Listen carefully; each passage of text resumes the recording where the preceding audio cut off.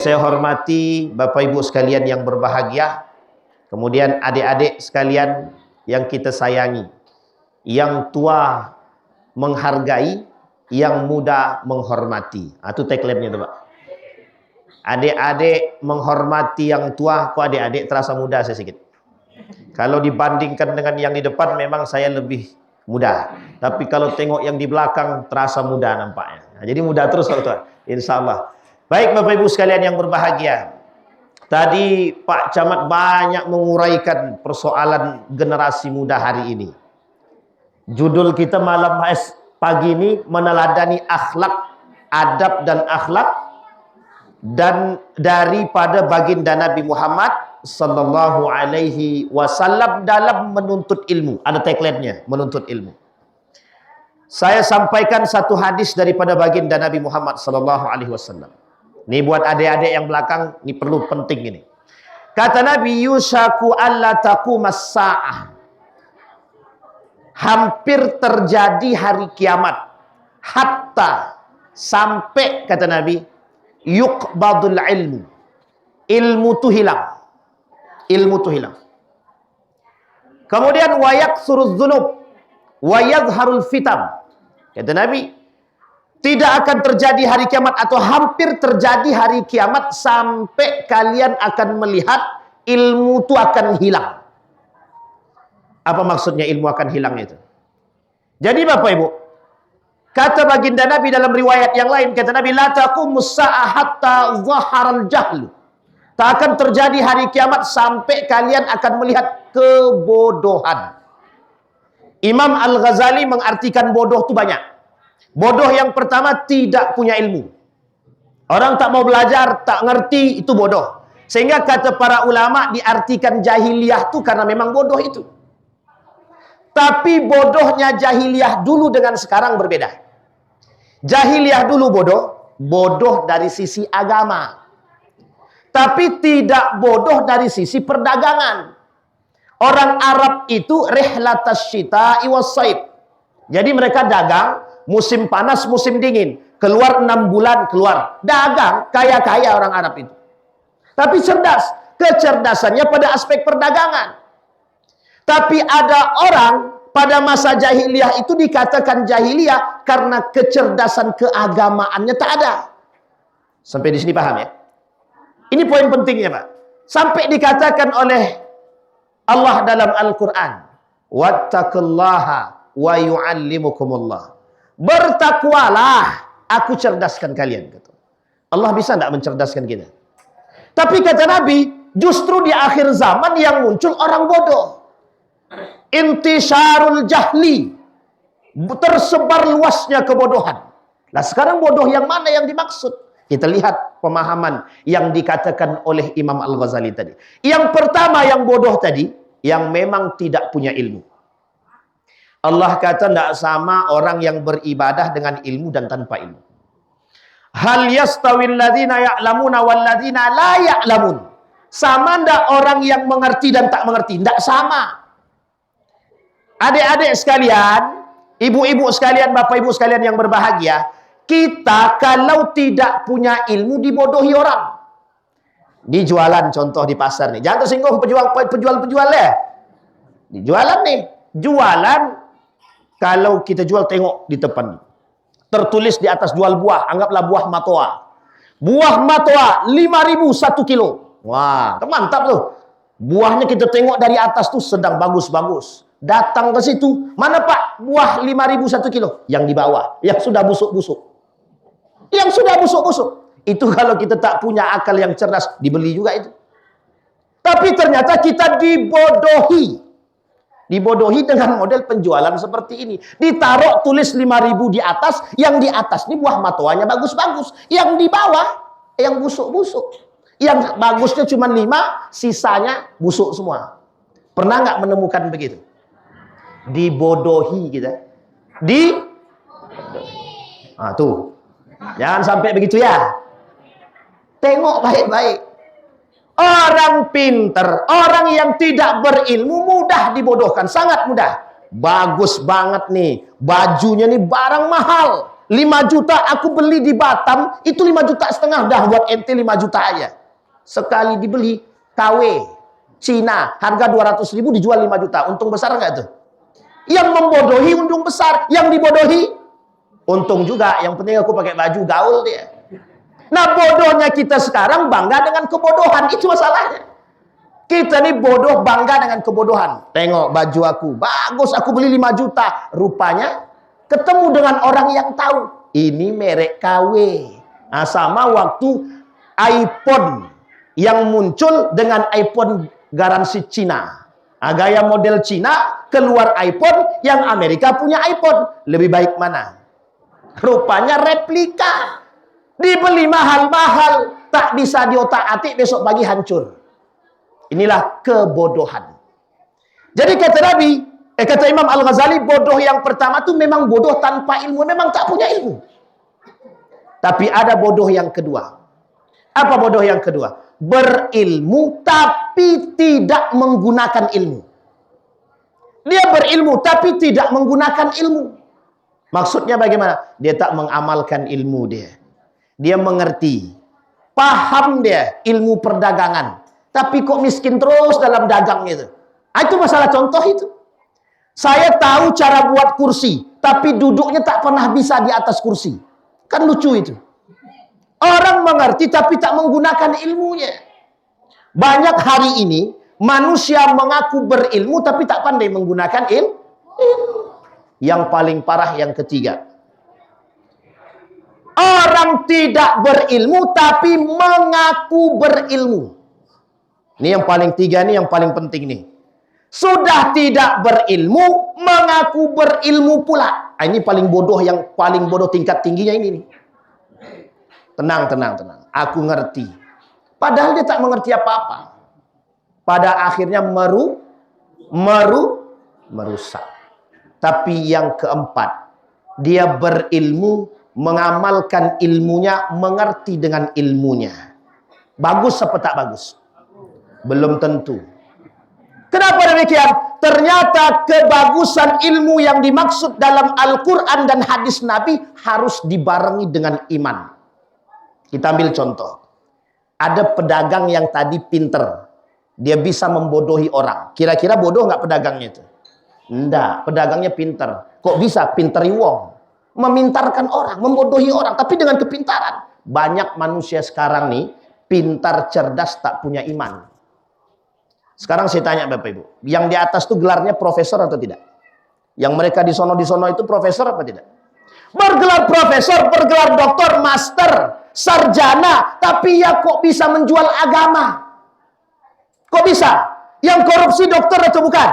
Profesor atau bukan? Tapi kok bisa? Yang ikut aliran sesat, profesor atau bukan? Profesor. Ada orang bisa mengeluarkan duit dari baju. Percaya, profesor. Padahal itu tipu daya. Di bajunya sudah taruh duit, dikeluarkan dapat duit. Itulah kebodohan. Nah, kebodohan yang hakiki adalah orang berilmu tapi tidak beriman. Itu kebodohan yang hakiki. Masih mending tidak berilmu tapi beriman daripada tidak berilmu sama sekali, iman pun tak ada. Dan tidak lebih baik daripada orang yang berilmu tapi tidak beriman. Yang paling baik yang mana? Yang paling baik yang mana? Berilmu, beriman. Itu yang paling baik. Nah, kita hari ini kekurangan orang yang berilmu kah? Tidak. Cerdas. Tadi sudah disampaikan oleh Pak Camat. Anak-anak kita banyak yang cerdas. Bisa jadi YouTuber. Bisa menjebol. Pokoknya Indonesia ini tidak kekurangan manusia berilmu. Tidak. Di Dubai itu, yang bisa menghasilkan rumput, itu ilmuwan Indonesia. Yang padang pasir, tandus itu, bisa tumbuh rumput, itu orang Indonesia. Ilmuannya Indonesia. Datang dahlan iskan, bawa pulang. Tidak mau dia. Apa kata dia? Di Indonesia aku tak dihargai, kata dia. Mending di sono, kata dia. Pertanyaan pertama, apakah dia tidak pintar? Kalau nggak pintar, nggak mungkin dipakai. Banyak ilmuwan Indonesia ini yang rata-rata keilmuan mereka dipakai. Penemu 4G. Penemu 4G asli pakai shot orang Indonesia. Penemu 4G asli pakai shot. Seorang pembuat motor Honda dengan air, tidak perlu minyak, orang Indonesia. Dicaci maki hanya gara-gara ini aja nih. Nah, ini agak sensitif memang. Ini betul kata Pak Camat tadi nih. Kalau tak pandai kita pakai ini, habis kita. Itu Bapak Ibu boleh tengok tuh di YouTube itu dah banyak kita kena caci maki tuh. Pokoknya caci maki aja isinya. Yang beginilah, yang begitu. Itu Pak, tempat menyebar fitnah dan segala macam tuh paling mudah lewat sini. Coba kalau kita nggak cerdas itu, kita yang dihabisi. Baik, kembali. Ada seorang profesor doktor mengatakan begini. Dia bukan ahli agama, tapi dia kata sholat wajib itu tak ada dalil dia. Tapi gelarnya doktor. Ada yang bilang profesor gelarnya. Kata dia, agama itu musuh negara. Gelarnya profesor ini. Ada lagi yang bilang bergelar doktor itu, kami percaya dengan sesuatu yang tak nampak. Gelarnya profesor juga itu. Doktor. Uniknya, ada orang bergelar profesor, bergelar doktor, dibodohi sama orang tak bergelar. Coba bayangkan. Kita hari ini, para pakar yang ada di atas itu, semua bergelar. Tapi kok mohon maaf, yang memerintah, yang meminta, pokoknya semua yang tak bergelar. Dan kita manut. Ini masalah kita hari ini. Banyak orang-orang yang melakukan penyimpangan, penyelewengan, kesesatan bukan karena tanpa ilmu, tapi mohon maaf karena iman tak punya. Makanya dikatakan oleh Allah dalam Al-Qur'an, wattaqullaha wa yu'allimukumullah. Kita runut kalimat itu. Kita lihatin kalimatnya. Ini khusus buat adik-adik kita semua yang masih pelajar dan sama kita juga masih pelajar. Apa kata Allah dalam Al-Qur'an? Iqra. Apa artinya Bapak Ibu? Bisa enggak Nabi baca? Iqra, bisa enggak Nabi baca? Enggak bisa. Ma'ana biqari, enggak bisa Nabi. Yang kedua, Iqra ma'ana biqari. Yang ketiga, Iqra ma'ana biqari. Apa yang dilakukan oleh Jibril? Dipeluk sama Jibril. Setelah dipeluk sama Jibril, apa yang dibisikkan oleh Jibril? Iqra bismi rabbikal ladzi khalaq. Kata Jibril, baca dengan menyebut nama Tuhanmu. Ini poin pertama yang harus dipahami oleh anak-anak pelajar sekarang. Apa maksudnya? Hadirkan Allah dalam setiap kita ingin belajar. Bismillah. Baca dengan menyebut nama Allah. Ulama ilmuwan muslim di dunia ini tidak ada satupun yang tidak hafal Al-Quran. Kita ambil contoh Ibnu Sina. Siapa Ibnu Sina itu? Bapak siapa dia? Adik-adik belakang, siapa Ibnu Sina? Yang bisa jawab kita kasih hadiah. Siapa? Ilmuwan? Ilmuwan apa dia? Bapak kedokteran. Mantap, pintar-pintar. Sini. Oh, ini sudah dibisikkan ini kayaknya nih. Buka Google nggak tadi? Oh, enggak, alhamdulillah. Tengok wajahnya baik-baik. Siapa namanya? Ridho, ketua panitia. Calon Pak Camat selanjutnya. Janganlah Pak Camat, Bupati Inhil. Mau Bupati Inhil apa menteri? Bupati. Inhil, mau Bupati, menteri tak tahu? Oh ya, nanti kalau menteri jadi korupsi pula kan susah. Nah, itu bercanda aja, bercanda. Siapa namanya tadi? Ridho Izwar Zaki Pratama.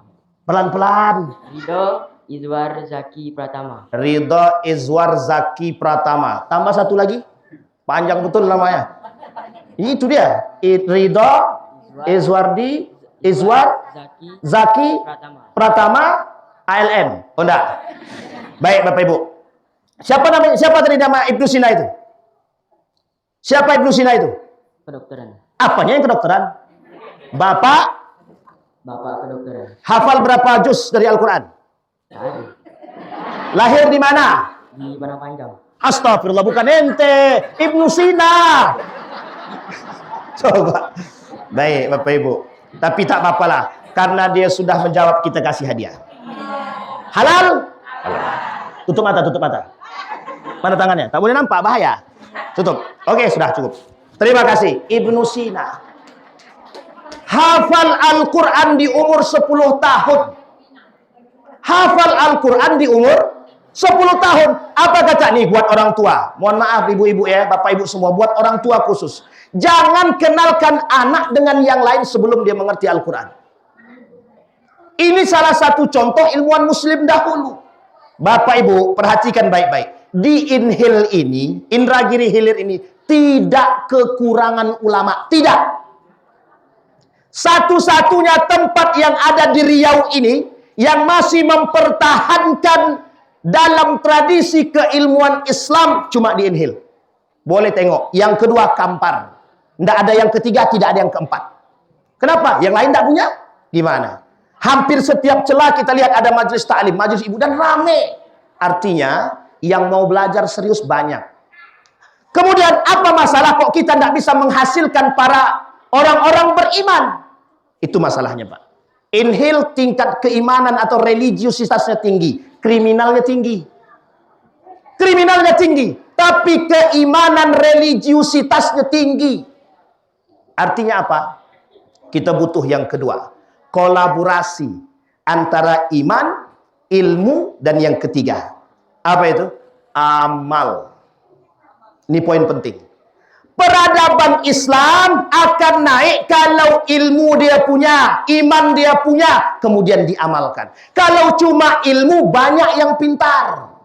Kalau cuma beriman, banyak yang beriman.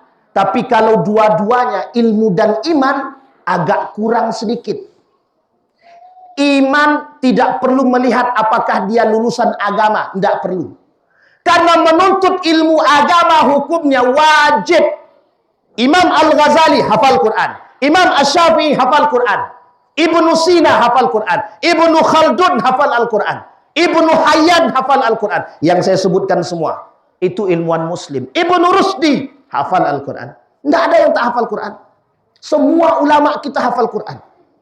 Tapi apakah mereka tidak cerdas dalam bidang yang lain? Tidak.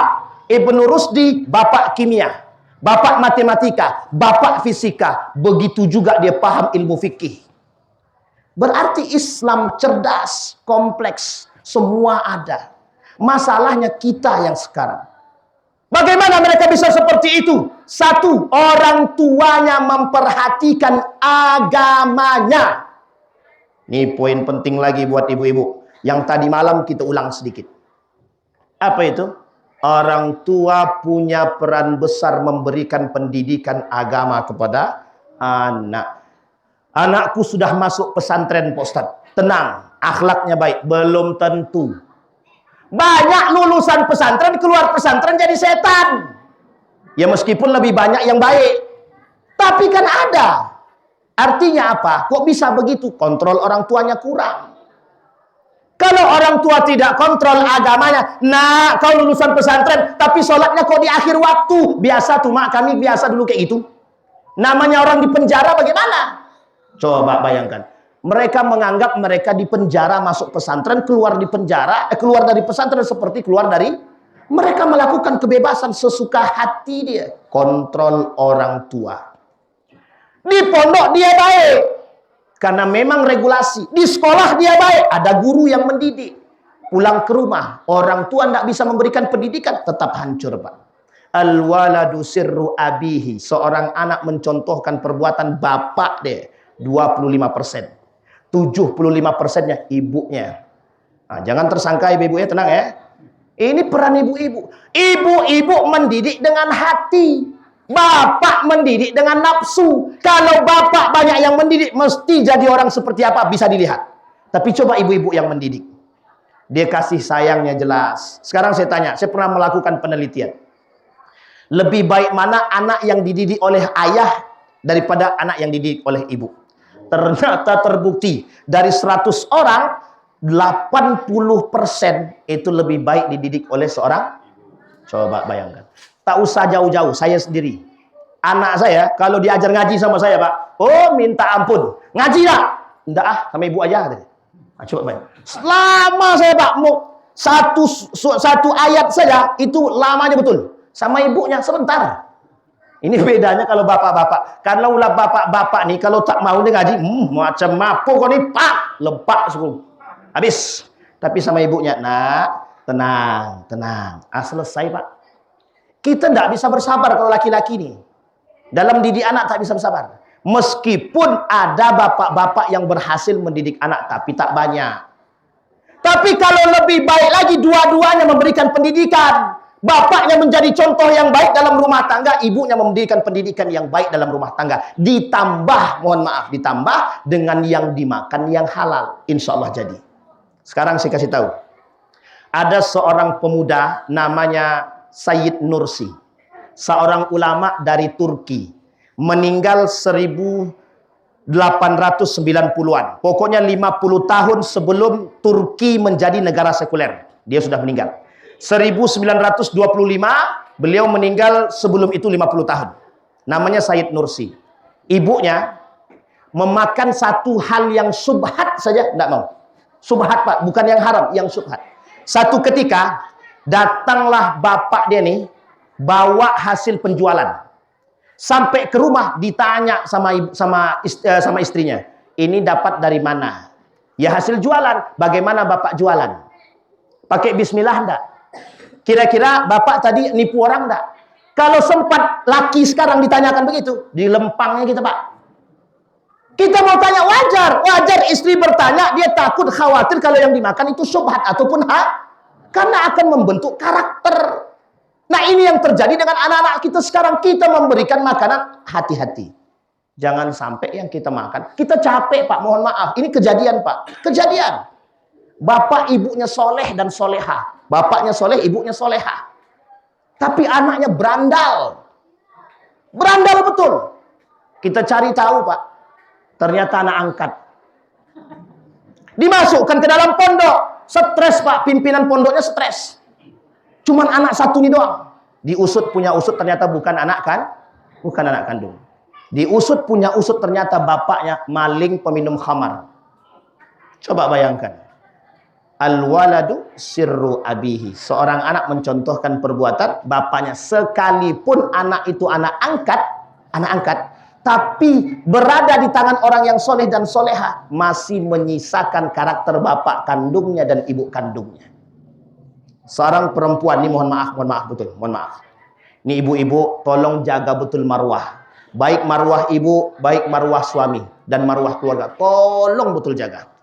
Seorang perempuan yang tidak bisa menjaga kehormatannya, ingat, yang punya anak perempuan akan menjangkitkan penyakit yang sama. Ini kami lakukan, Pak. Saya tanya, kenapa kau kayak gini?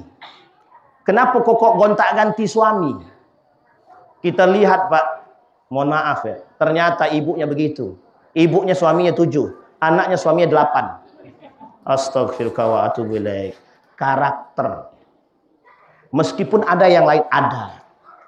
Ada yang baik, ada. Ustadz, aneh ndak pengen kayak orang tua aneh. Kenapa begitu? Orang tua aneh cerai, Ustadz. Dampak dari perceraian orang tua, psikologi anak rusak semua. Ini orang tua, bapak ibu, tahan nafsunya, tahan amarahnya. Jangan sampai, Pak, kejadian seperti yang kemarin itu. Na'udzubillah, anaknya terluntang-lantung di tengah bapak ibunya, tidak ada yang mau tahu.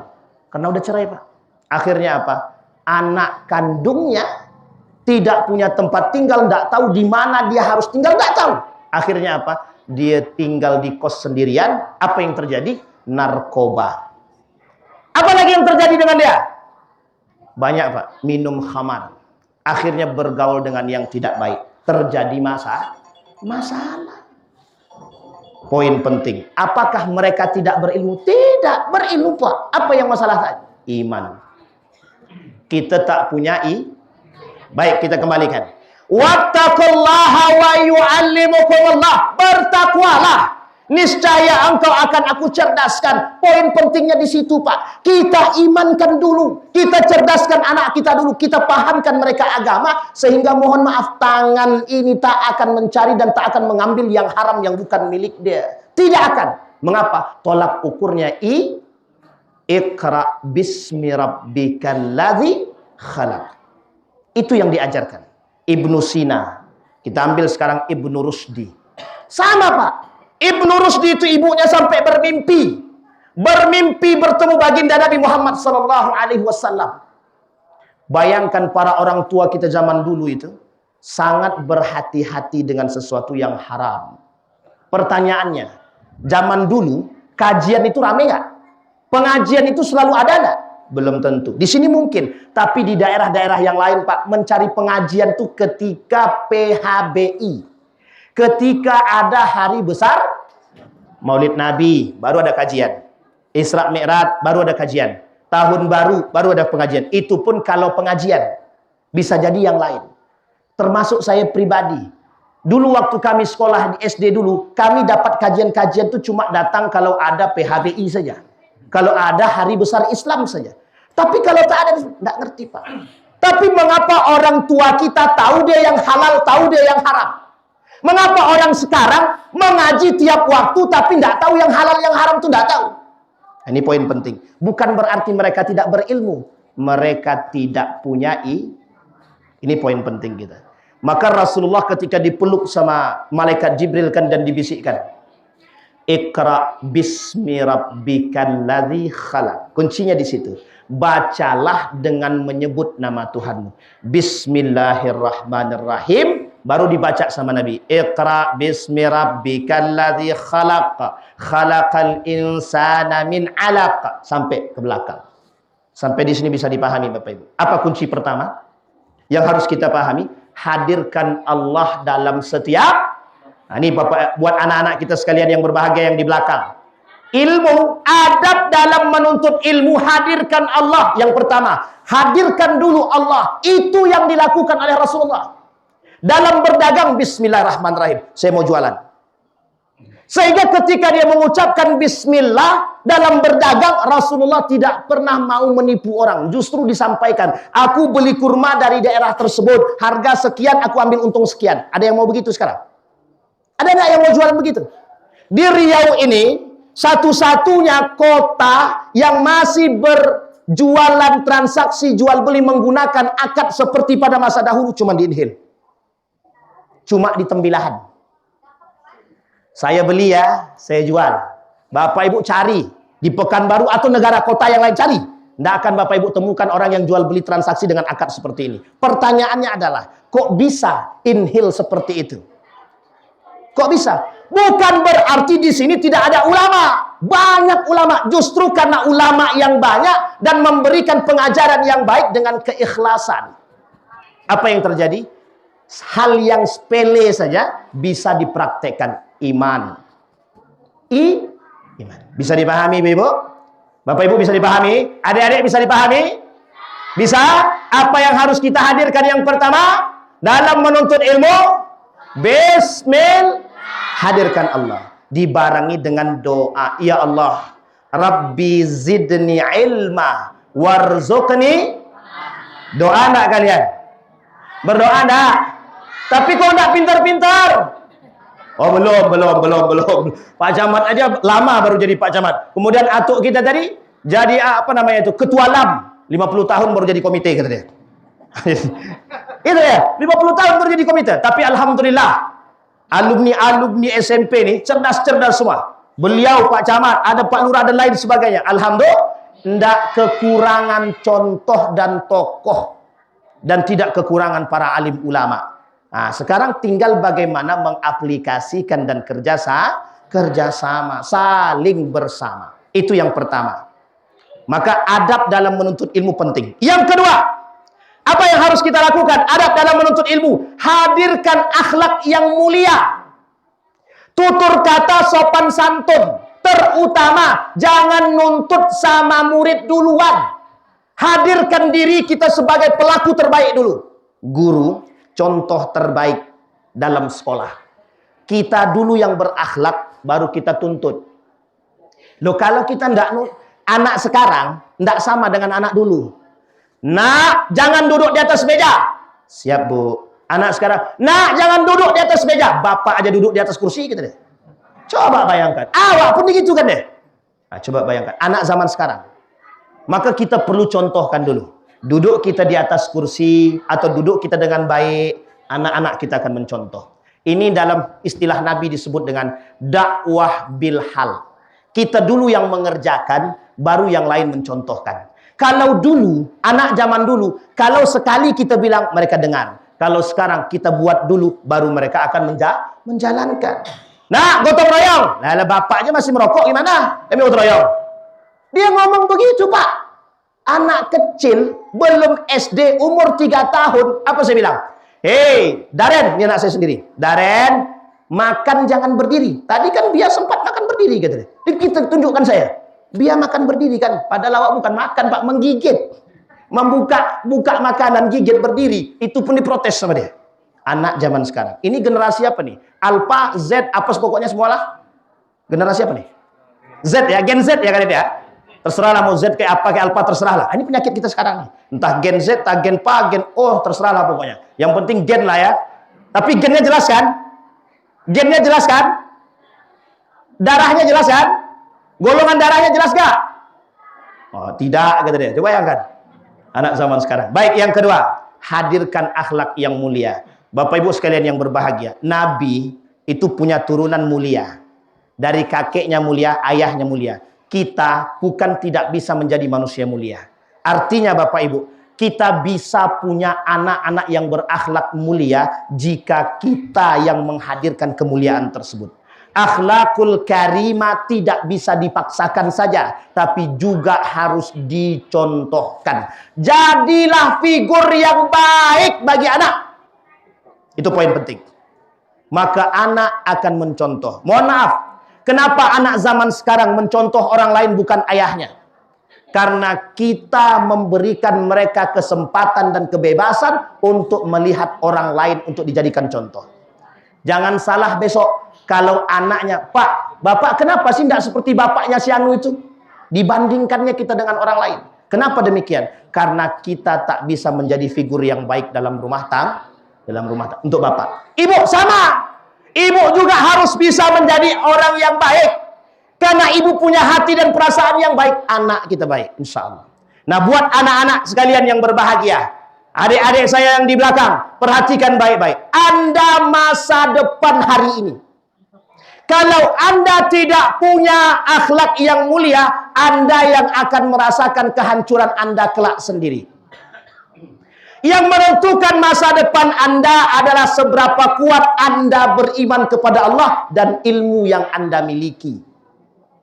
Rasulullah Shallallahu Alaihi Wasallam mengatakan kepada Ali bin Abi Thalib, apa kata Rasulullah? Ali itu dikenal dengan anna madinatal ilmi huwa aliyu babuha, seorang pemuda yang cerdas. Apa kata Nabi kepada Ali bin Abi Thalib? Didoakan, Pak, didoakan. Ali selalu didoakan. Ibnu Mas'ud didoakan. Siapa yang mendoakan? Rasulullah. Artinya apa?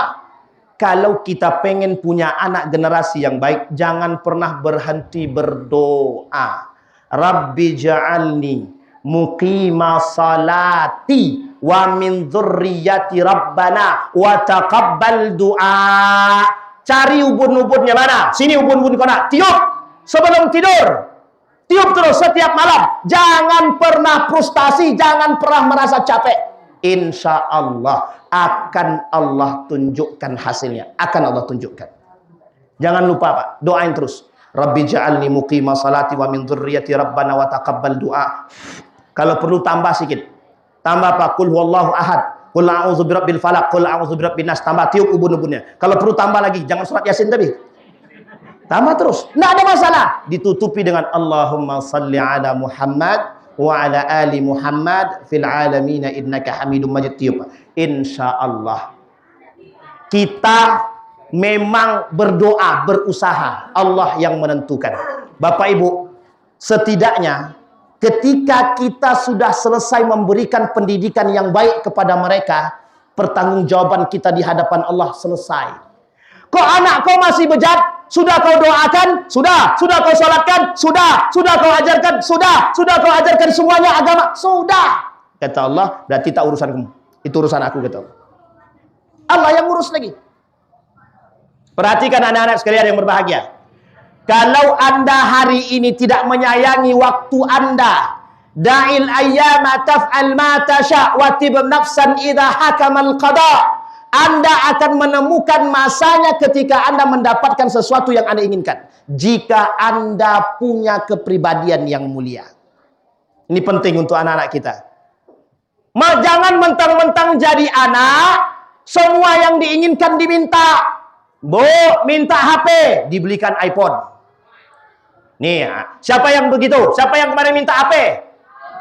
Nih, yang masih main game, cabut aja Bu. Yang masih main game, tarik HP-nya.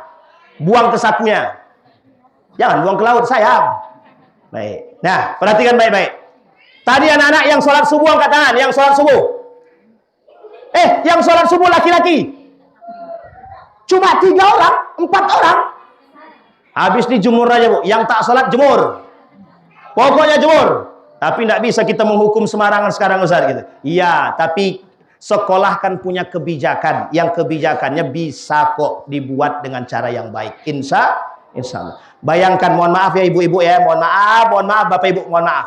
Orang guru hari ini terbatasi ruang geraknya dalam memberikan pendidikan kepada anak Bapak Ibu. Ini kejadian kasus guru ngaji cuma menjewer didenda 25 juta. Setelah dituntut, diramekan, diviralkan, minta maaf dia, terlambat. Tapi lebih baik daripada tidak sama.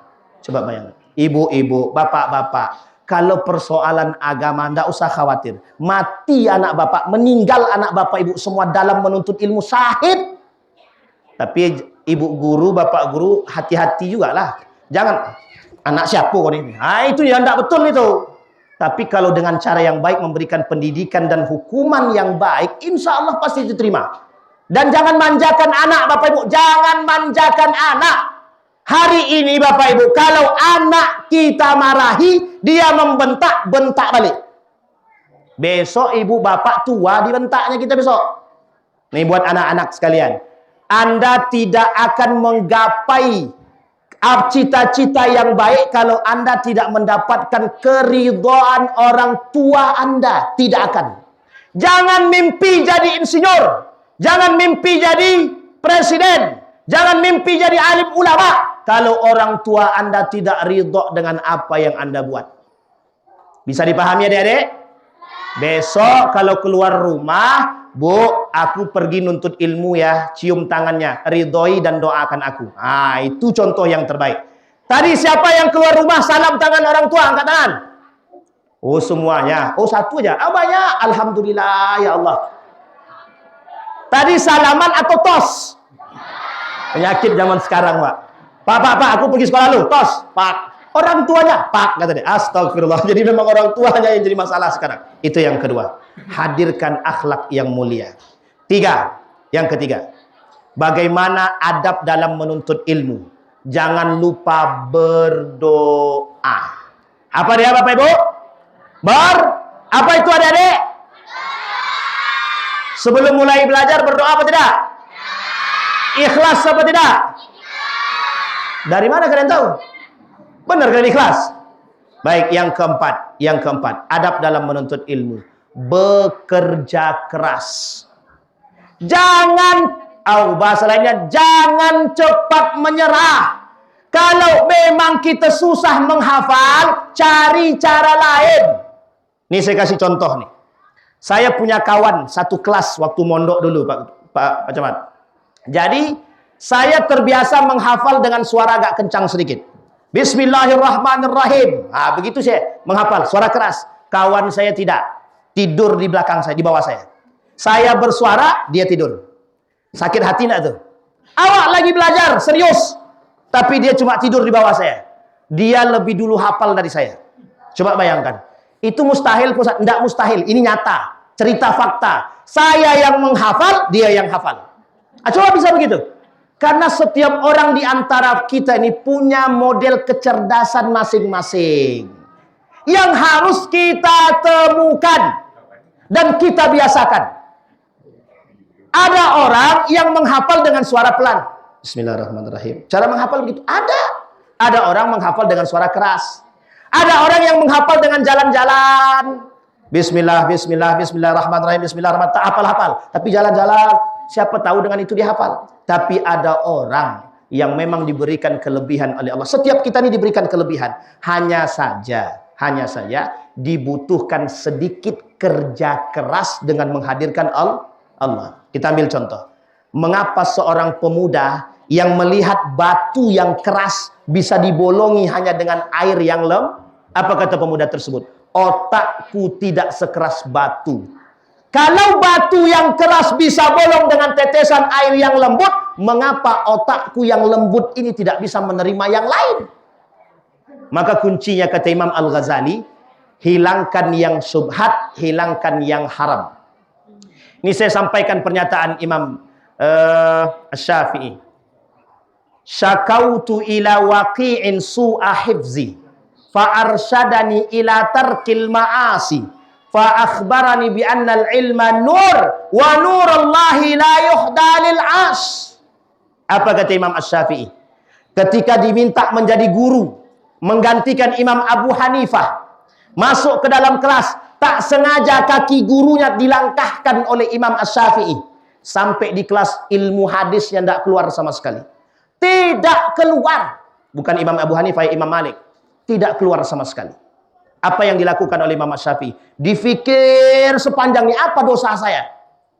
Ternyata ketemu. Tak sengaja kaki gurunya dilangkahkan. Siapa nama gurunya? Waqi'. Namanya guru Waqi' namanya.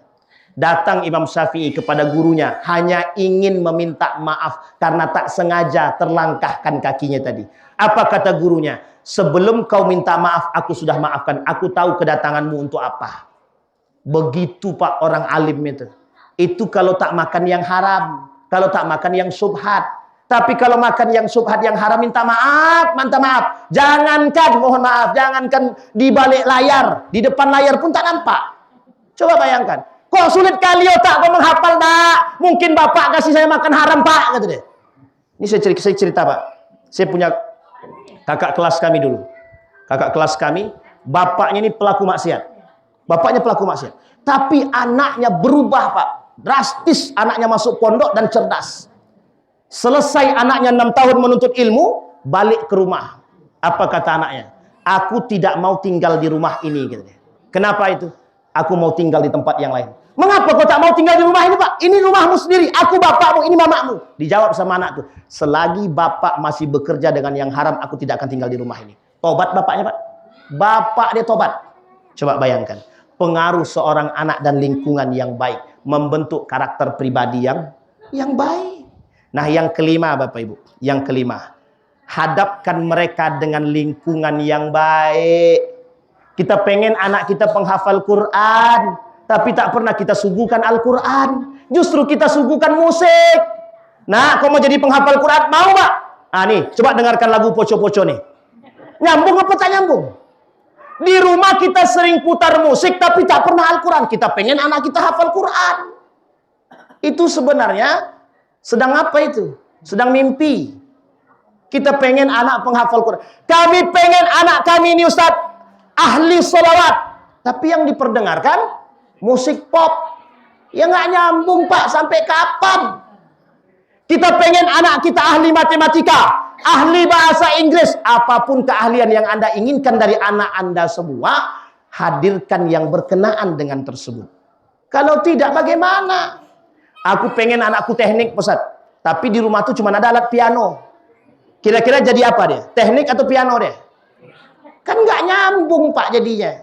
Sampai di sini paham Bapak Ibu? Lingkungan yang penting. Nah sekarang Bapak Ibu perhatikan kata Imam Al-Ghazali. Kata Imam Al-Ghazali. Ternyata ada orang tua alim soleh. Anaknya brutal. Ada anak alim soleh. Orang tuanya ndak alim ndak soleh. Ada dua-duanya alim soleh. Anak soleh, bapak soleh. Ibunya ndak soleh.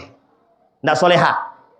Ada anak yang tidak soleh. Ada anak yang soleh, ibunya soleha. Ternyata bapaknya tidak soleh.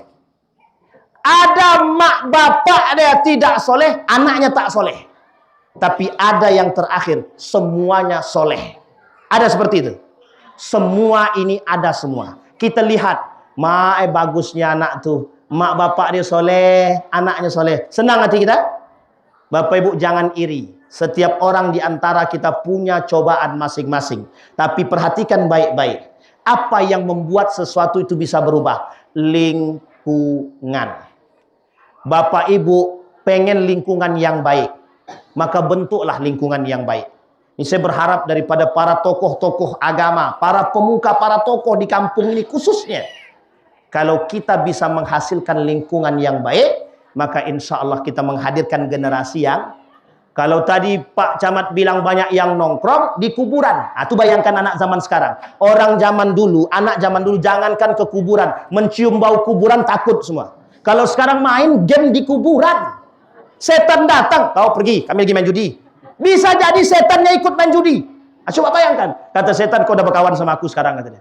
Sama-sama jadi setan. Bisa dipahami Bapak Ibu? Baik, 5 poin. Yang pertama, hadirkan Allah dalam adik-adik, hadirkan Allah dalam apa? Hadirkan Allah dalam setiap perbuatan kita, termasuk Samillah. Ikut, Samillah. Apa artinya? Bismillah. Tidak tahu, kata baru tadi. Yang kedua, apa yang harus kita lakukan yang kedua? Berdoa. Salah. Akhlak yang mulia. Yang ketiga, berdoa. Yang keempat,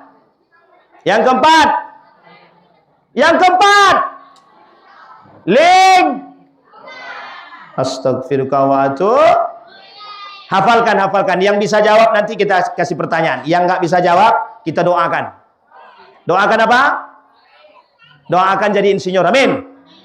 Udah nggak ada. Itu zaman Pak Camat dulu. Sekarang sarjana, bukan insinyur lagi. Mau jadi sarjana nggak? Bapak Ibu sekalian yang berbahagia, kembali kepada hadis Nabi yang pertama kita bacakan.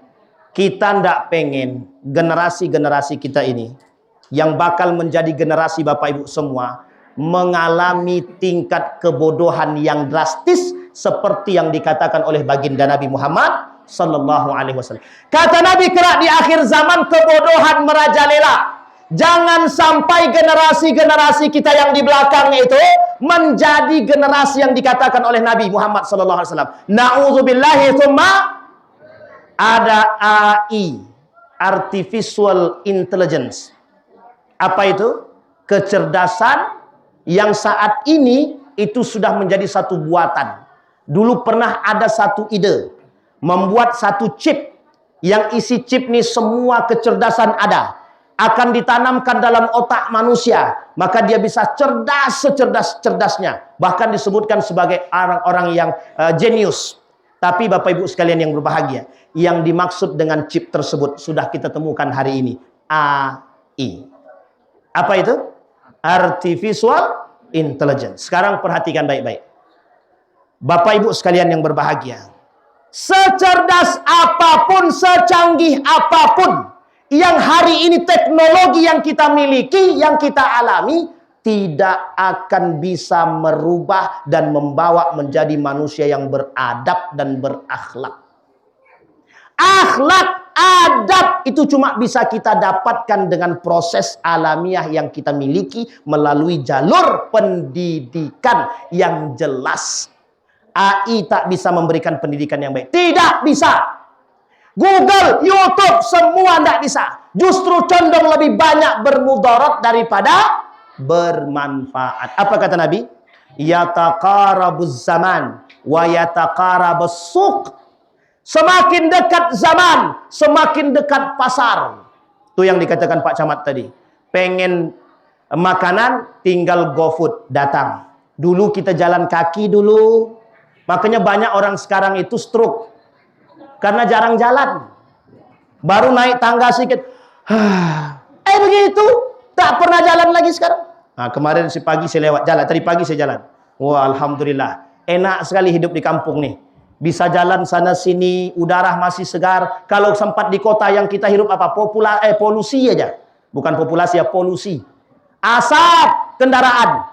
Semua dengan motor, Pak. Masjid cuma selangkah dari rumah pakai motor. Padahal nampak sama kita kubahnya, tapi tetap pakai motor. Sekarang tak, di sini enak jalan. Kalau anak-anak sekarang, mohon maaf ya Bapak Ibu, betul kata Pak Camat tadi. Jangan bangga anak kita di rumah diam. Alhamdulillah Ustaz, dia tak ada gabung dengan yang lain. Memang dia di rumah aja. Tengok dulu Pak, tengok. Ini saya kasih contoh. Betapa pentingnya adab, moral dan akhlak ini. Ini anak-anak dengarkan baik-baik. Di Australia, seorang anak di atas umur balik 17 tahun ke atas, orang tuanya haram ikut campur. Masuk dalam kamar, dikuncinya, orang tua tidak boleh maksa masuk. Kalau orang tuanya maksa masuk, dilaporkan ke polisi, orang tuanya dipenjarakan. Sekarang perhatikan, betapa dunia ini sekarang sedang berada dengan akhlak, dalam kondisi akhlak moral dan etika yang tidak benar. Uniknya lagi, anak tuh mau ngapa-ngapain di dalam kamar, kita nggak boleh ikut campur. Privasi anak. Coba bayangkan, kita disuruh mengikuti perkembangan zaman yang tidak bermoral, yang tidak beradab, yang hari ini kita pelajari. Jadi Bapak Ibu mohon maaf, kalau kurikulum kita hari ini tidak mengantarkan kita kepada manusia yang beradab dan berakhlak, lakukan ala kadarnya, tanamkan pendidikan akhlak yang baik dari kita. Karena mohon maaf Pak, kita ini kan ibu-ibu guru ini kan terbatas dengan kurikulum. Kurikulum kita tiap tahun tergantung presiden. Kalau presiden menteri, kalau menterinya besok copot, anggap satu presiden 5 tahun. Menterinya setiap tahun ganti kurikulum terus. Mau sampai kapan kita punya kurikulum yang baik? Maka kurikulum terbaik adalah yang pernah dilakukan oleh baginda Nabi Muhammad Sallallahu Alaihi Wasallam. Yang saya katakan tadi sudah kurikulum terbaik. Sudah kurikulum terbaik. Tidak usah khawatir. Kalau kita belajar karena Allah, Allah cerdaskan. Tidak ada yang Allah bodohkan. Tidak ada. Sejak kapan Allah membiarkan umatnya yang dekat dengan Allah? Tak pernah Pak, tak pernah. Allah tak pernah melepaskan siapapun. Ini khusus buat adik-adik kita. Jangan pernah berhenti menghadirkan Allah. Jangan pernah. Dan jangan pernah putus asa. Jangan pula setelah ini mentang-mentang jadi YouTuber, tidak mau lagi sekolah. Ingat adik-adik, itu cuma musiman. Kalau sudah tak laku, selesai. Kita ambil contoh. Ada namanya minum coklat, es coklat. Pas lagi viral-viralnya, rame Pak, ngantri sampai 1 kilo. Cuman mau beli es coklat.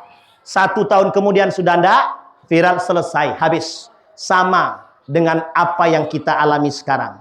Teknologi ini memang terus berkembang musiman. Tengok HP. Dulu orang bangga sekali sudah pakai iPhone 3. Sekarang iPhone 13. Berapa jauhnya jaraknya? Hanya beberapa tahun saja. Jarak 5 tahun saja iPhone sudah berubah. Yang dulunya pakai iPhone 5, 6, 7 sudah canggih. Sekarang WhatsApp pun tak mau masuk. Bayangkan. Artinya apa? Kita jangan terpengaruh oleh zaman. Mengikuti perkembangannya boleh. Tapi ada tapinya. Jangan kita yang diperbudak oleh zaman. Seperti yang dikatakan seorang penghafal Quran itu. Yang tadi malam saya sampaikan. Ada penghafal Quran, dia kata Al-Quran itu tak selaras dengan zaman. Satu-satunya yang ditinggalkan oleh Nabi yang selalu selaras dengan zaman, baik keilmuannya, baik akhlaknya, baik moralnya, baik adabnya, baik dunianya. Cuma 2. Al-Quran dan hadis. Tidak ada yang lain. Sampai di sini paham? Bisa dipahami Bapak Ibu? Berarti apa modal kita menjadi manusia yang beradab? Apa modal kita menjadi manusia yang berilmu dan beriman? Al-Quran dan Al-Hadis. Sunnah baginda Nabi Muhammad Sallallahu Alaihi Wasallam. Sampai di sini bisa dipahami Bapak Ibu? Makana nurul ilmi yunalu bil muna. Tidak mungkin ilmu itu bisa didapati dengan hanya melamun. Tidak dapat.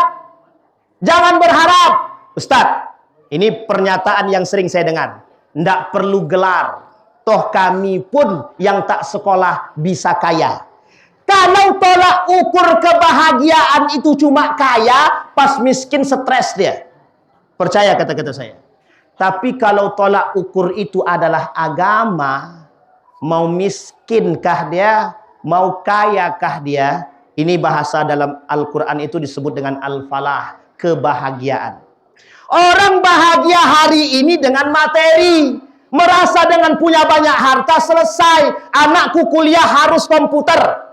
Mau ndak hafal Quran ndak masalah, ndak bisa sholat ndak masalah, yang penting hafal, yang penting dia bisa komputer. Kelak kalau dia selesai sekolah, bisa jadi insinyur, bisa kerja PNS, bisa jadi ini, bisa jadi itu. Apa gunanya kalau terhina? Apa gunanya kalau cuma menjadi penjilat? Tidak ada gunanya. Tak bermoral, tak berakhlak, tidak beradab. Ini pahamin baik-baik. Jadi jangan mendiskreditkan agama. Seolah-olah dulu Pak, mohon maaf nih saya mengalami langsung. Mau kemana kau sekolah Wan? Aku sekolah pesantren. Nanti lulus pesantren kau paling jadi tukang baca doa, jadi imam, baca yasin, selesai. Besok nak, kata tetangga-tetangga, jangan kayak Sri Duan tuh lagi. Dia cuma sekolah agama, nanti susah kau cari kerja. Coba bayangkan Pak, sekarang kebutuhan guru pendidikan agama Islam membludak 5.000 lebih. Bayangkan. Tidak ada yang mau ngambil jurusan agama. Dianggap jurusan ini kolot. Tidak bisa dapat duit banyak. Kalau kebahagiaan tolak ukurnya adalah materi, miskin, hancur, habis semua. Kita tidak punya marwah. Tapi coba tolak ukurnya agama. Sekarang saya tanya. Bapak Ibu tahu Pak Wahid, gubernur kita? Pernah nyantri nggak dia? Pernah nyantri nggak? Pernah. Sekarang Ma'ruf Amin, santri nggak? Din Samsudin, santri nggak? Santri. Lukmanul Hakim, Menteri Agama, santri nggak? Santri. Banyak santri-santri itu yang jadi orang besar, banyak sekali. Jadi jangan mendiskreditkan agama. Tapi bayangkan, kalau seandainya negara kita ini dipimpin oleh santri-santri yang beriman, kira-kira apa yang terjadi? Indahkah? Kalau negara ini dipimpin menterinya orang yang mengerti agama, ada nggak yang korupsi? Presiden yang mengerti agama, mungkin nggak dia melakukan penyimpangan? Mungkin nggak? Tidak. Teknik menteri ekonomi, misal, paham dia, kira-kira akan dia kasih tidak proyek kepada orang-orang brutal? Tidak akan. Dia akan kasih pada orang yang baik-baik. Kita butuh generasi seperti ini sekarang. Maka kata Nabi, kata para ulama, mengembalikan tradisi keilmuan Islam hari ini adalah keputusan yang sangat tepat. Apa itu? Satu, bekali dulu mereka dengan agama. Bapak Ibu, dulu pernah ada pengurangan materi agama di sekolah. Tapi alhamdulillah, banyak yang protes, akhirnya memang tetap tidak dihilangkan, tapi dikurangi. Ini Bapak Ibu percaya atau tidak percaya silahkan. Saya ngajar di salah satu universitas di Riau ini. 45 mahasiswanya, cuma 10 yang hafal Al-Fatihah. Cuma berapa Pak? Yang hafal Al-Fatihah cuma 10. Sisanya boro-boro hafal Al-Fatihah. Huruf hijaiyah aja tak hafal. Sekarang saya tanya, mau jadi apa negara kita nih? Kalau generasi kita dipimpin dengan anak-anak seperti ini, maka mohon maaf, apa yang dikatakan Rasulullah pasti akan terjadi. Kita akan punya generasi penghancur. Bisa dipahami Bapak Ibu? Adik-adik sekalian bisa dipahami? Jangan berhenti mengaji. Jangan berhenti sholat. Jangan berhenti pokoknya belajar agama terus. Datang. Iya apa tidak? Iya, tapi main game juga di belakang tuh. Nah, kan terus robok kan? Ketahuan kan? Cabut. Baik. Aman? Sudah? Yakin? Baik. Ada pertanyaan adik-adik? Astagfirullah wa atubu ilaik. Baru kita sebut tidak, kata dia. Begitulah generasi kita sekarang, Bapak Ibu. Nikmati dengan nikmati saja. Tenang Bu, siap. Bisa dipahami Bapak Ibu ya? Jadi peran orang tua hari ini dalam membina, mendidik, menjadikan generasi kita sangat dibutuhkan. Yang pertama. Yang kedua, jangan lagi manjakan anak. Sudah hendak saatnya anak-anak kita ini kita manjakan. Jangan. Kalau tidak mau menyesal kelak. Yang ketiga, hadirkan lingkungan yang baik bagi generasi kita agar mereka terbentuk generasi yang baik. yang baik. Kalau bukan kita, siapa lagi? Jangan sampai kita menjadi orang yang nanti mohon maaf anak di penjara, kita sengsara, rumah tangga hancur berantakan, semuanya habis begitu saja, semuanya bunuh diri nanti karena stres. Ada seorang ibu-ibu lompat dari gedung, bunuh diri dia. Suaminya masuk penjara karena telah membunuh anak kandungnya sendiri.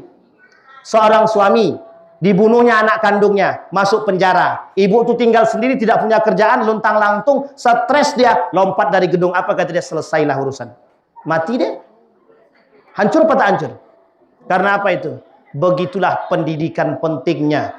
Pendidikan agama dalam diri kita sehingga bisa menciptakan peradaban yang mulia. Sepakat Bapak Ibu? Siap Bapak Ibu?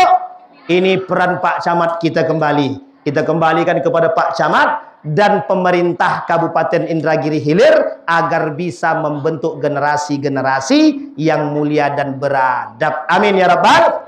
Mudah-mudahan apa yang saya sampaikan ini bisa bermanfaat, bisa menjadi kunci peradaban, dan insya Allah dari Inhil ini lahir generasi-generasi yang mulia. Fa'tabiru ya ulil absar la'allakum tuflihun. Assalamualaikum warahmatullahi wabarakatuh.